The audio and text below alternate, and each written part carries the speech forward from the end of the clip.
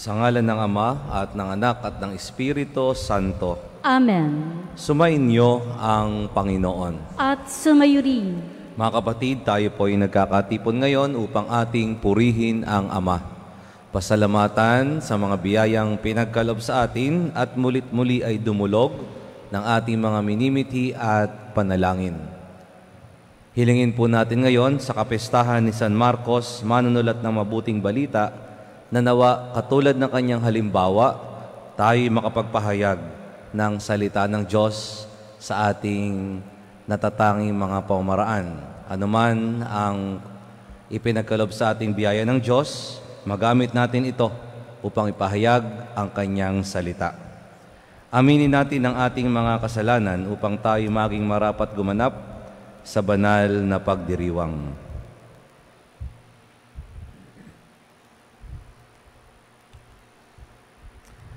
Inaamin ko sa makapangyarihang Diyos at sa inyo mga kapatid na lubha akong nagkasala sa isip, salita, sa gawa at sa aking pagkukulang. Kaya isinasamo ko sa Nabiring Maria, sa lahat ng mga anghel at mga banal, at sa inyo mga kapatid na ako'y panalangin sa Panginoong ating Diyos. Kawaan tayo ng makapangyarihang Diyos.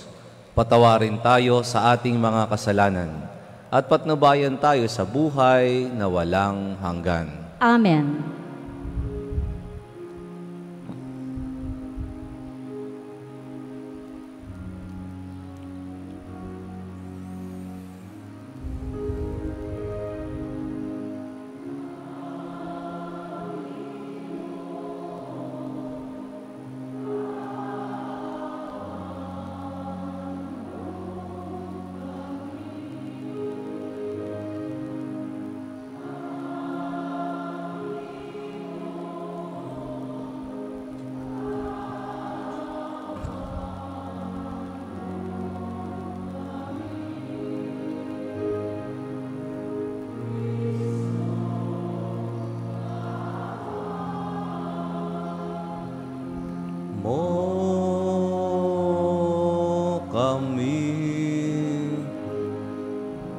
Kristo, kaawaan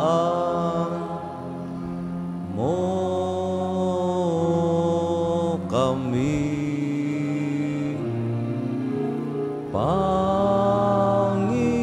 Panginoon, kaawaan mo kami.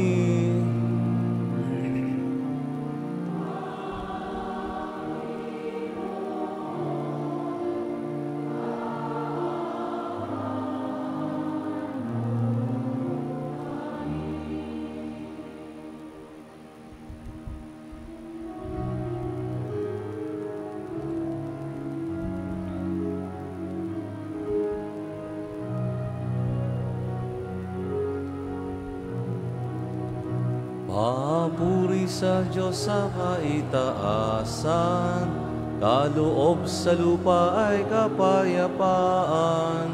Pinupuri ka't ipinagdarangal, sinasamba ka sa dakila mong kalwalhatian.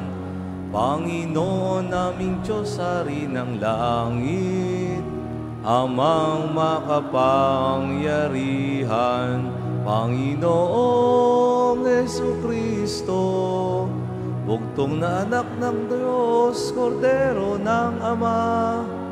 Ikaw na nag-aalis ng mga kasalanan ng sanlibutan, tanggapin mo ang aming kahilingan. Ikaw na naluluklok sa kanan ng Ama, maawa ka sa amin. Ikaw lamang ang banal, Panginoon Jesucristo.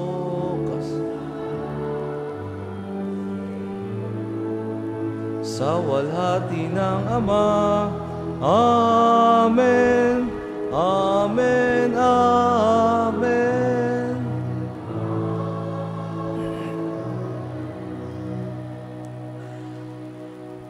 Manalangin tayo.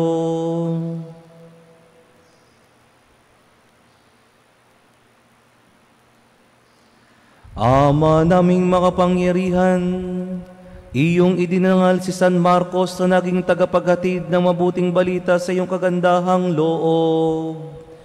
Hinihiling namin kami naway umunlad sa pagkakaroon ng kanyang kaalaman upang ang mga yapak ni Kristo ay matapat naming masundan. Sa pamamagitan din ni Jesucristo, kasama ng Espiritu Santo magpa sa walang hanggan.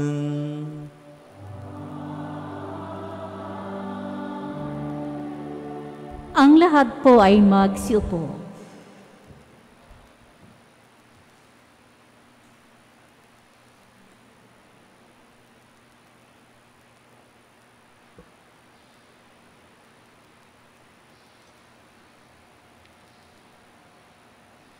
Pagbasa mula sa unang sulat ni Apostol San Pedro.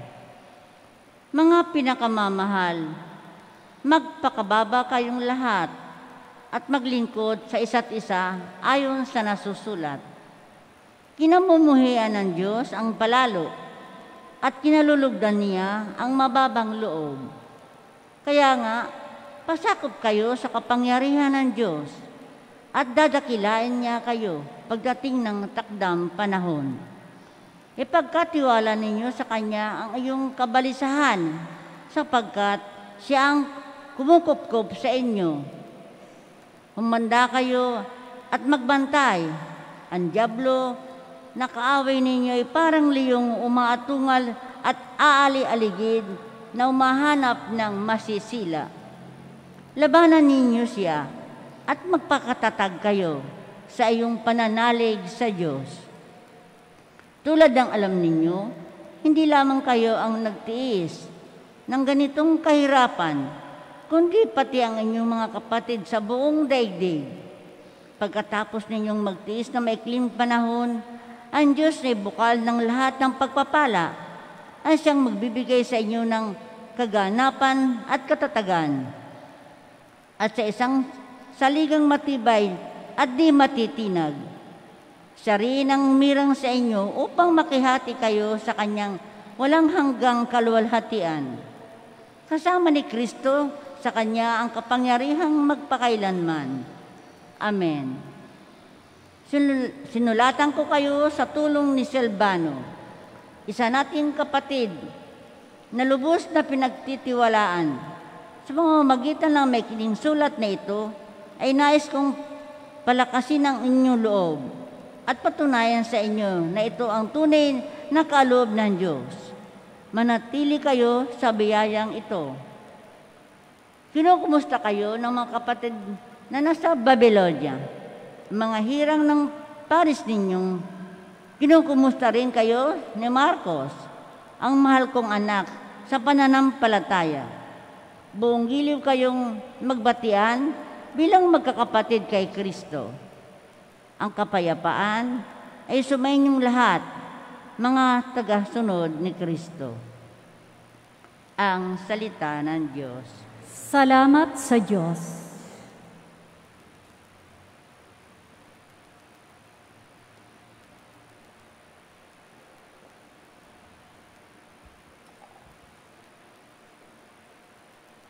Pag-ibig mong walang maliw ay lagi kong sasambitin. Pag-ibig mong walang maliw ay lagi kong sasambitin. Pag-ibig mo poon na di nagmamaliw, ang sa tuwi-tuwi na'y aking aawitin.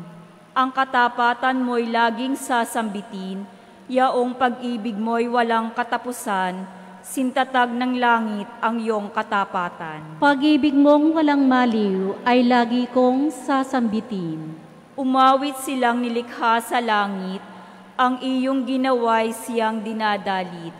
Ang katapatan mo poon ay inaawit, sinong kaparis mo doon sa itaas, walang ibang Diyos na iyong katulad. Pag-ibig mong walang maliw ay lagi kong sasambitin. Mapalad ang taong sa'yo'y sumasamba, sa pagsamba nila'y inaawitan ka, at sa pag-ibig mo'y namumuhay sila, sa buong maghapon ika'y pinupuri, ang katarungan mo'y siyang sinasabi. Pag-ibig mong walang maliw ay lagi kong sasambitin.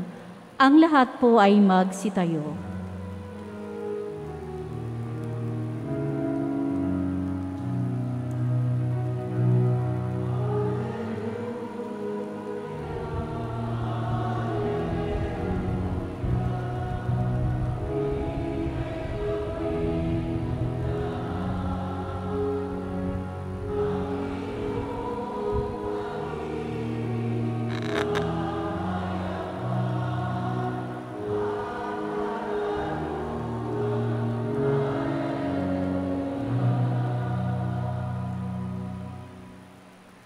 Sumainyo ang Panginoon. At sumayo rin. Ang mabuting balita ng Panginoon ayon kay San Marcos. Papuri sa iyo, Panginoon. Noong panahong iyon, nagpakita si Jesus sa 11 alagad at sinabi niya sa kanila, "Humayo kayo sa buong sanlibutan at ipangaral ninyo sa lahat ang mabuting balita. Ang sumasampalataya at mabinyagan ay maliligtas, ngunit ang hindi sumampalataya ay parurusahan. Ang mga sumasampalataya ay magtataglay ng ganitong tanda ng kapangyarihan. Sa pangalan ko'y magpapalaya sila ng mga demonyo at magsasalita ng ibang wika. Sila'y hindi maano, dumampot man ng ahas o uminom ng lason. At gagaling ang mga may sakit na mapatungan ng kanilang kamay."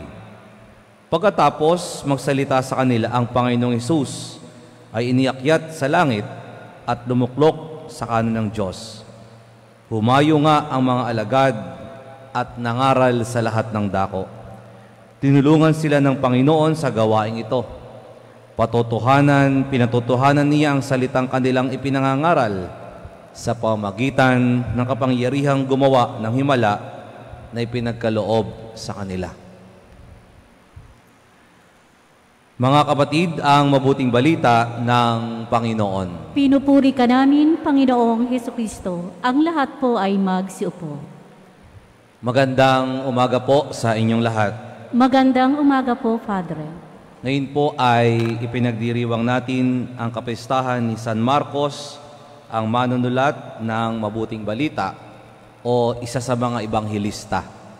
Meron po tayong 4 na manunulat ng mabuting balita o ng tungkol sa buhay at sinabi ng ating Panginoong Jesucristo.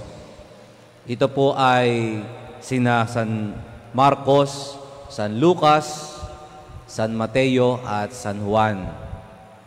Napaganda po na dahil sila ay 4, lahat ng kanilang narinig ayon sa kanilang kakayanan, lahat ng kanilang nakita sa mga pagkakataong kasama nilang Panginoong Jesucristo ay kanilang naisulat, at dahil dito, naipakilala nila ang ating Panginoong Jesucristo sa atin.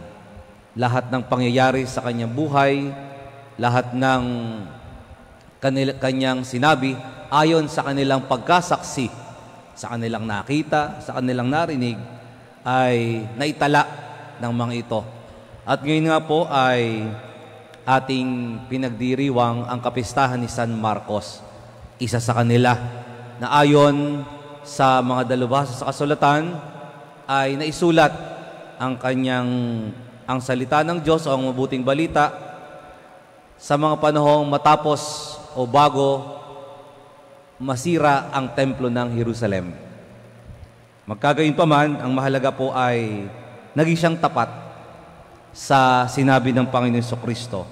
Humayo kayo sa buong sanlibutan at ipangaral ang mabuting balita. Kanya pong itinala ang kanyang nakita, kanyang narinig, kaya magpahanggang ngayon ay nakikilala natin ang Panginoon Jesucristo. Naririnig natin ang kanyang salita at napagsasalusaluhan, lalo tigit sa mga pagdiriwang ng pagpupuri sa Diyos. Ano po ang ipinapaalala sa atin ng pagdiriwang na ito? Una, tayo po ba ay nakikinig sa kanyang salita. Atin po ba itong pinagninilayan? Atin po ba itong isinasabuhay? Yung kahalagahan po ng salita ng Diyos.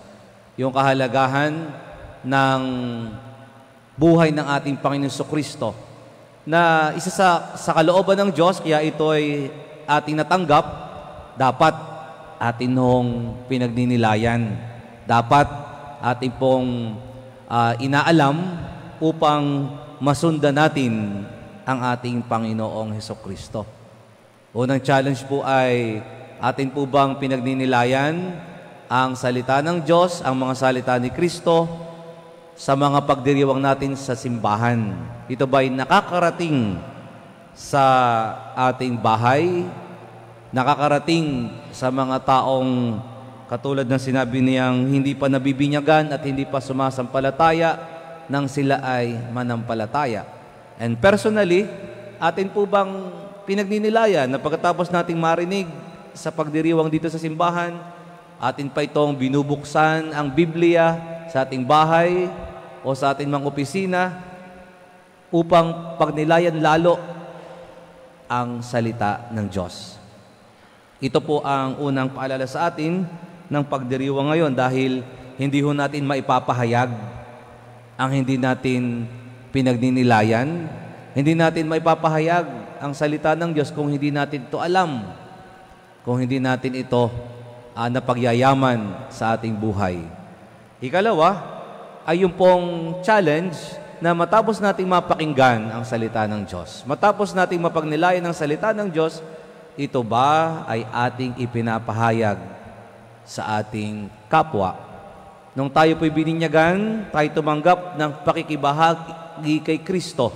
Isa na po dito yung pagiging propeta. At isa pong trabaho ng propeta ay ipahayag ang kalooban ng Diyos, ipahayag ang salita ng Diyos.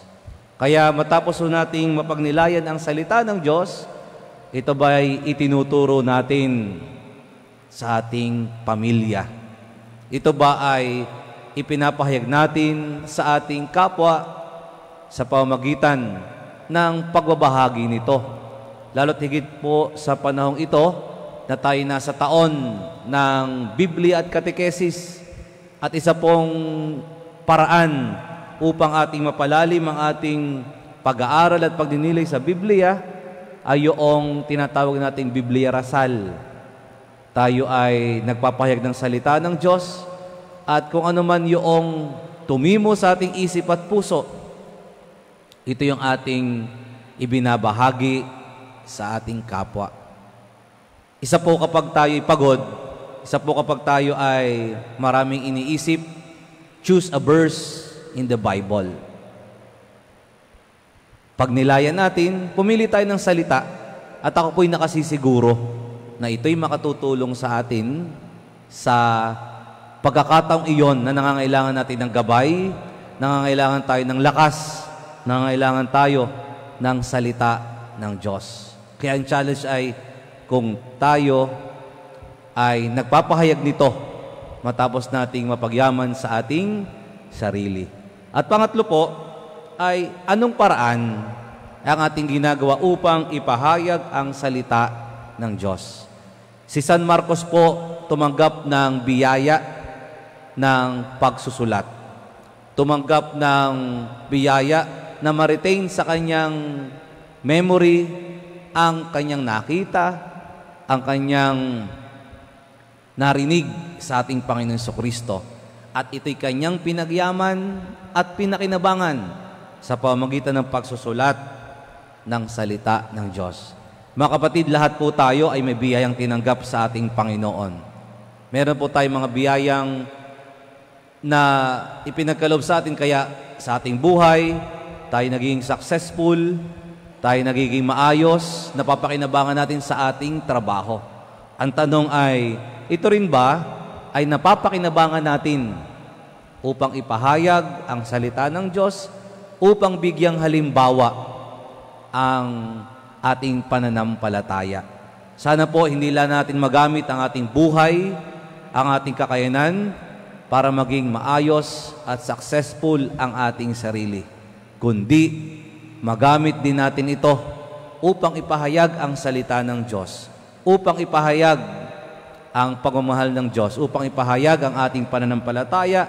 Isa na ho dito ay yung ating paglilingkod sa simbahan, yung pong ating buhay, katiwala.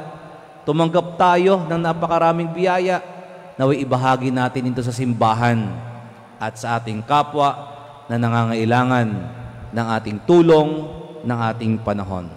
Kaya sa pagpapatuloy po ng ating pagdiriwang ngayon sa kapistahan ni San Marcos, tayo po'y pinapaalalahanan at tinuturuan ng pakikinig, ng pananampalataya sa kanyang salita at pagsasabuhay nito habang ipinapahayag natin ang salita ng Diyos upang ating kapwa ay sumampalataya sa Kanya.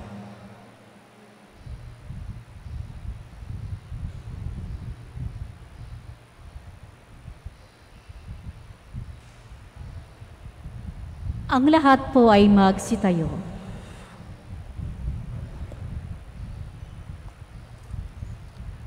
Ipinahayag ni San Marcos ang mabuting balita na tunay na Mesiyas, si Jesus na Kristo.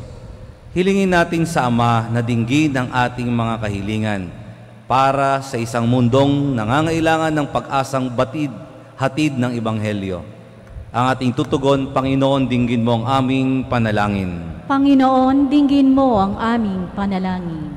Ang simbahan naway maging isang buhay na tanda ng tunay na malasakit at tapat na pangangalaga sa mga itinatakwil ng ating lipunan. Manalangin tayo sa Panginoon. Panginoon, dinggin mo ang aming panalangin. Ang mga lumihis sa matuwid na landas, naway marinig ang tinig ni Kristo, ang mabuting pastol, na tumatawag sa kanila para magbalik sa kanyang kawan. Manalangin tayo sa Panginoon. Panginoon, dinggin mo ang aming panalangin. Ang mga kabataan naway marinig ang tinig ng Panginoon, nananawagan sa kanila sa pagbabalik loob at sa isang buhay na nakatalaga sa paglilingkod. Manalangin tayo sa Panginoon. Panginoon, dinggin mo ang aming panalangin. Ang lahat ng nagdurusa o may karamdaman, naway makaunawa na mahal sila ng Diyos sa pamamagitan ng pangangalaga at pansin na ibinibigay natin sa kanila. Manalangin tayo sa Panginoon. Panginoon, dinggin mo ang aming panalangin. Ang mga yumao naway makapasok sa pintuan ng kulungan ng mga tupa at magdiwang na kasama ng pastol at gabay ng kanilang mga kaluluwa. Manalangin tayo sa Panginoon. Panginoon, dinggin mo ang aming panalangin. Makapangyarihang Diyos, sa tulong ng mga panalangin ni San Marcos, tapat na Ebanghilista, inilalapit namin sa iyo ang aming mga kahilingan sa pamamagitan ni Kristo na aming Panginoon. Amen. Ang lahat po ay magsiupo.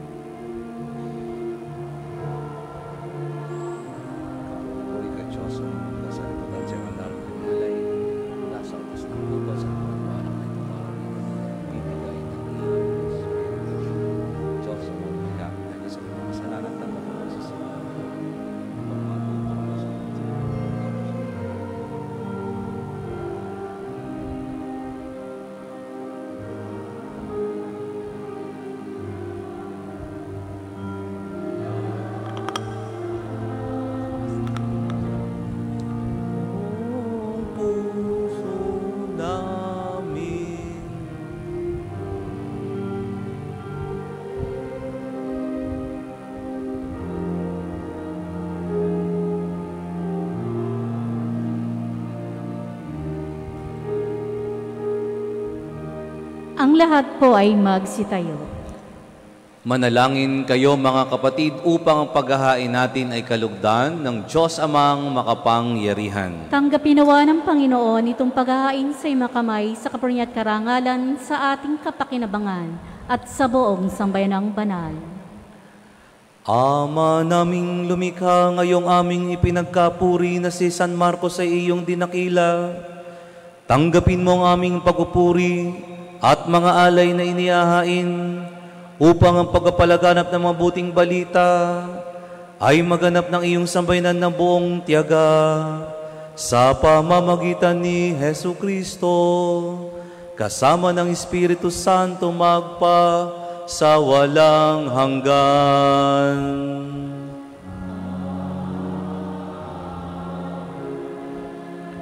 Sumainyo ang Panginoon.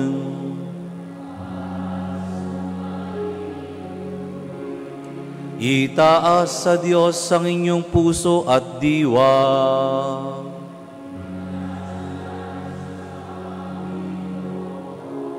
Pasalamatan natin ang Panginoong ating Diyos.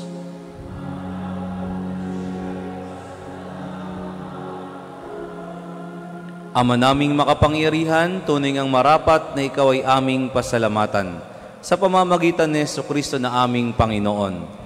Itinatag niya ang iyong sambayanan at ang mga apostol ay saligat katuwang sa pagpapanatili ng iyong pagmamahal na di magwawakas kahit kailan.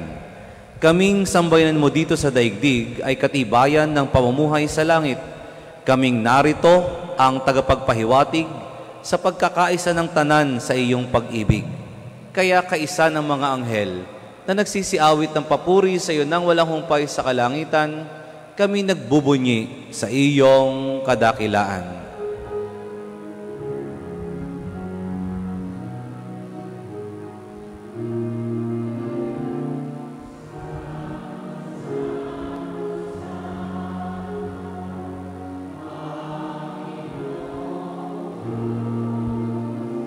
Napupuno ang langit at lupa ng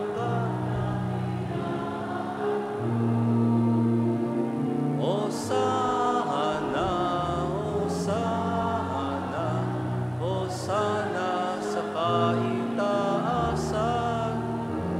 Hosana, Hosana, Hosana sa kaitaasan. Pinagpala ang naparirito sa ngalan ng Panginoon.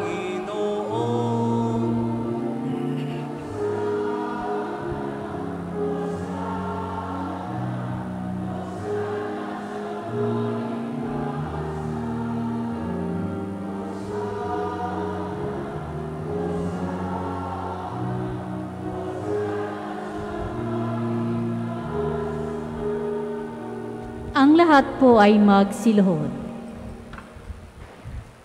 Ama naming banal, ikaw ang bukal ng tanang kabanalan, kaya't sa pamagitan ng iyong Espiritu gawin mong banal ang kaloob na ito, upang para sa aming maging katawan at dugo ng aming Panginoong Hesukristo. Bago niya pinagtiis ang kusang loob na maging handog, hinawakan niya ang tinapay. Pinasalamatan ka niya, pinaghati-hati na iyon iniabot sa kanyang mga lagad at sinabi, "Tanggapin ninyong lahat ito at kanin. Ito ang aking katawan na ihahandog para sa inyo."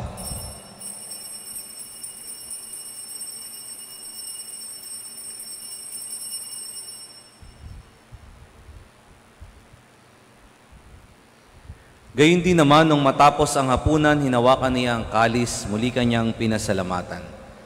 Iniabot niya ang kalis sa kanyang mga lagad at sinabi, "Tanggapin ninyong lahat ito at inumin.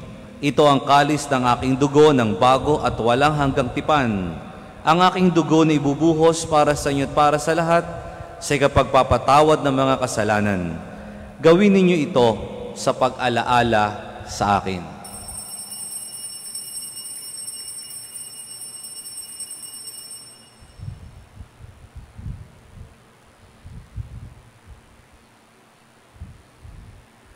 Ipagbunyi natin ang misteryo ng pananampalataya.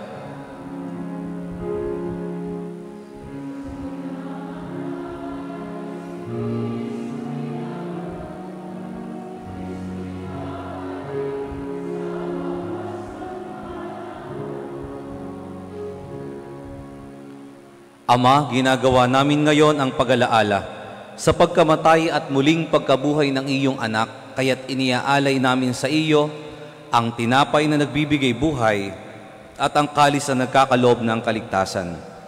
Kami nagpapasalamat dahil kami iyong minarapat na tumayo sa harap mo para maglingkod sa iyo. Isinasamo namin kaming magsasalo-salo sa katawan at dugo ni Kristo ay mabuklod sa pagkakaisa sa pamamagitan ng Espiritu Santo. Amalingapin mo ang iyong simbahang laganap sa buong daigdig. Puspusin mo kami sa pag-ibig kay San Francisco na aming Santo Papa at ni Mel Rey naming Obispo at ng Tanang Kaparian. Alalahanin mo rin ang mga kapatid naming nahimlay nang may pag-asang sila'y muling mabubuhay, gayon din ang lahat ng mga pumanaw. Kaawaan mo sila at patuloyin sa iyong kaliwanagan. Kaawaan at pagindapatin kaming lahat na makasalo sa iyong buhay na walang wakas, kaisa ng mahal na Birheng Maria na ina ng Diyos, ng kanyang kabiyak na pusong si San Jose, kaisa ng mga apostol at ang lahat ng mga banal na namuhay dito sa daigdig ng kalugod-lugod sa iyo. May pagdiwang nawa namin ang pagpupuri sa ikararangal mo sa pamamagitan ng iyong anak na aming Panginoong Heso Kristo. Sa pamamagitan ni Kristo, kasama niya at sa Kanya, ang lahat ng parangal at papuri ay sa iyo, Diyos Amang makapangyarihan, kasama ng Espiritu Santo, magpasawalang hanggan.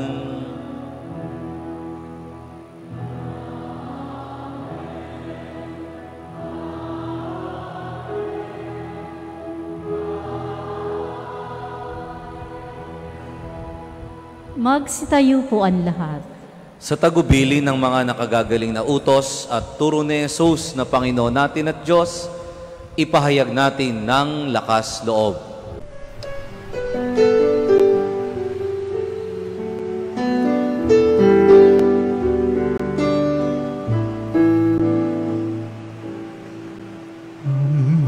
Namin sumasalang ka, sambahin ang ngalan mo, mapasamin ang kaharian mo, sundin ang loob mo dito sa lupa para nang sa langit. Bigyan mo po kami ngayon ng aming kakanin sa araw-araw, at patawarin mo kami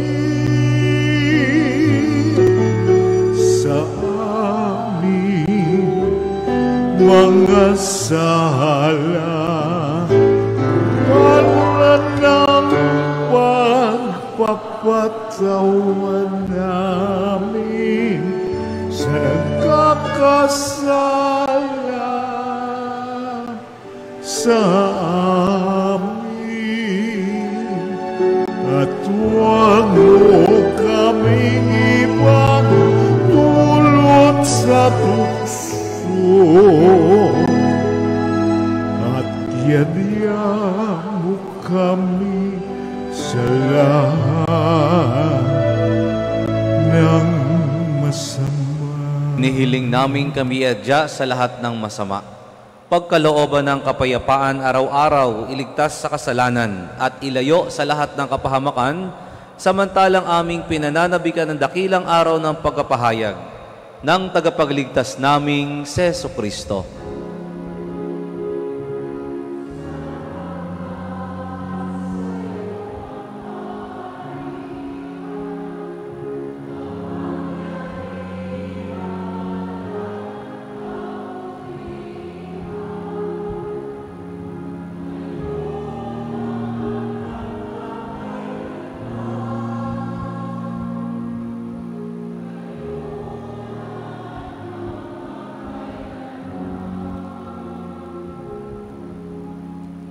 Panginoong Kristo, sinabi mo sa iyong mga apostol, kapayapaan ang iniiwan ko sa inyo.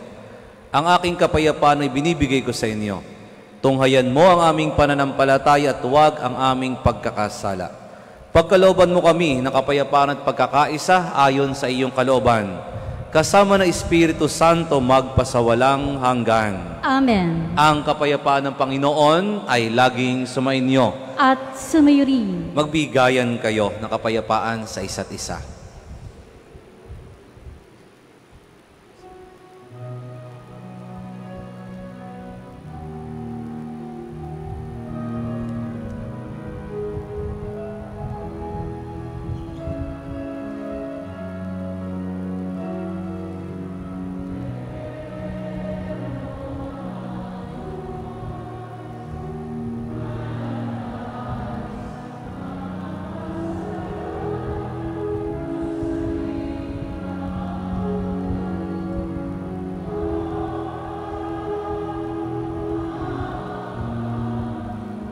Sa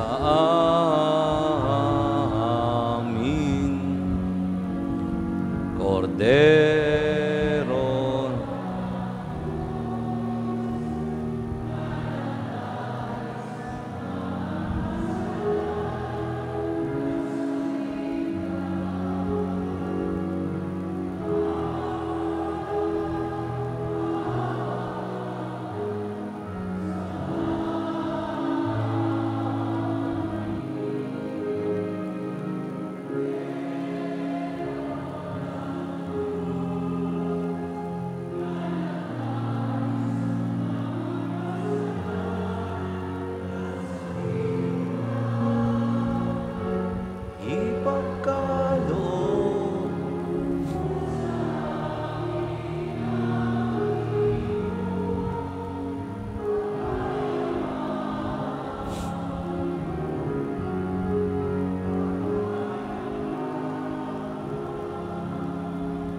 Ang lahat po ay magsiluhod. Ito ang kordero ng Diyos. Ito ang nag-aalis ng kasalanan ng sanlibutan. Mapalad ang mga inaanyayahan sa kanyang piging. Panginoon, hindi ako karapat-dapat na magpatuloy sa iyo. Ngunit sa isang salita mo lamang ay gagaling na ako.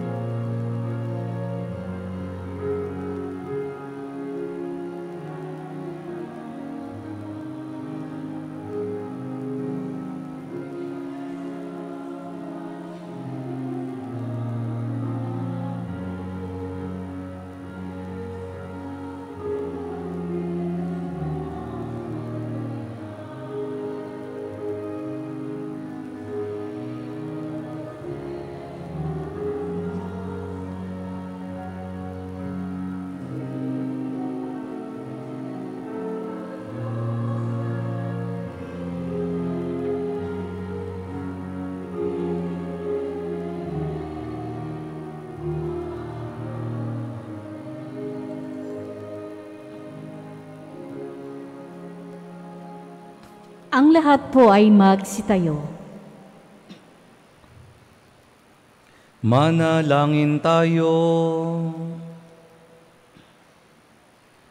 Ama naming mapagmahal, ang pagsasalo-salo namin ngayon sa iyong banal na dambana ay magpabanal nawa sa amin at ang banal na paikinabang ay magpatatag nawa sa aming pananampalataya. Sa mabuting halimbawang ipinangaral ni San Marcos sa pamamagitan ni Hesu Kristo, kasama ng Espiritu Santo magpasawalang hanggan.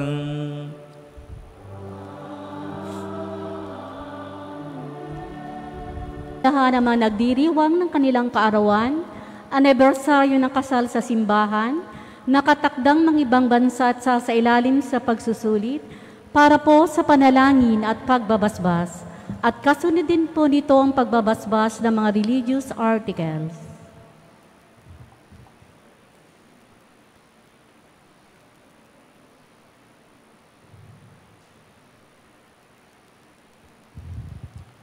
Ama naming mapagmahal, sa'yo nagmumula ang lahat ng mabubuting bagay.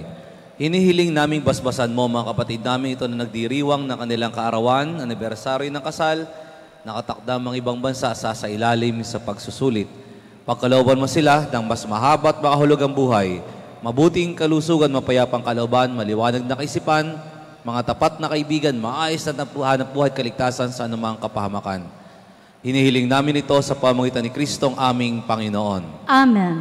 Naway gawaran ng Diyos ng pagpapala ang mga kasangkapan sa panalangin upang mga ito'y maging gabay sa pagtahak sa kabanalan, paghahangad ng buhay sa kalangitan, sa pamamagitan ni Kristo kasama ng Espiritu Santo, magpasawalang hanggan. Amen.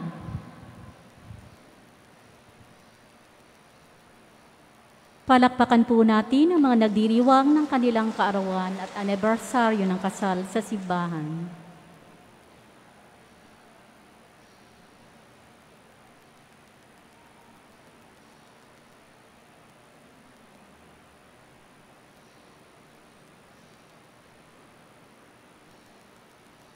Ang lahat po ay magsitayo.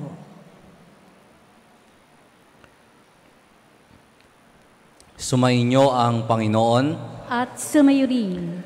at pagpalain kayo ng makapangyarihang Diyos, Ama at Anak at Espiritu Santo. Amen. Tapos na po ang ating pagdiriwang, humako yung taglay ang pag-ibig ni Kristo. Salamat sa Diyos.